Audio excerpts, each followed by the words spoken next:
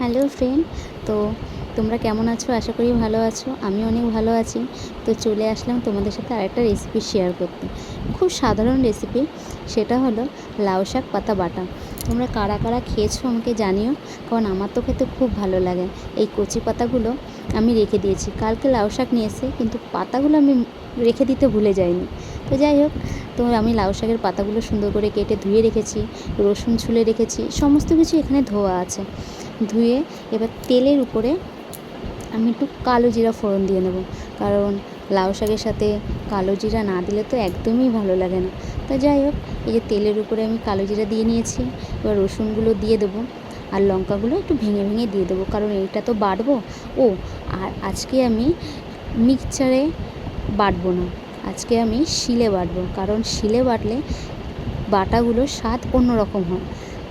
তো যাই হোক, আমার আজকে এখানে ঝিঙা কেটে রেখেছি, আজকে ঝিঙা পোস্ত হবে।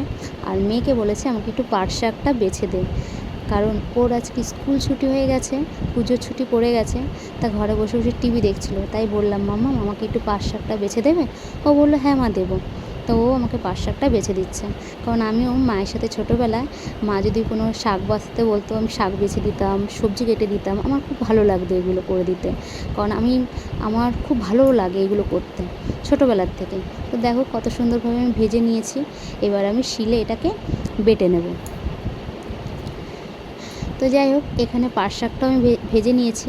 তো আজকে আমার দুপুরের মেনু দেখো, পাট শাক, লাউ পাতা বাটা আর ঝিঙা পোস্ত।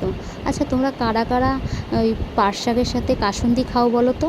আমি খাই, আমার বেশ ভালো লাগে। তোমরা একবার ট্রাই করে দেখতে পারো, খুব সুন্দর লাগে।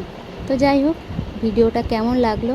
ভিডিওটা ভালো লাগলে লাইক কমেন্ট শেয়ার করে দিও। আর সকলে ভালো থেকো, সুস্থ থেকো। টাটা।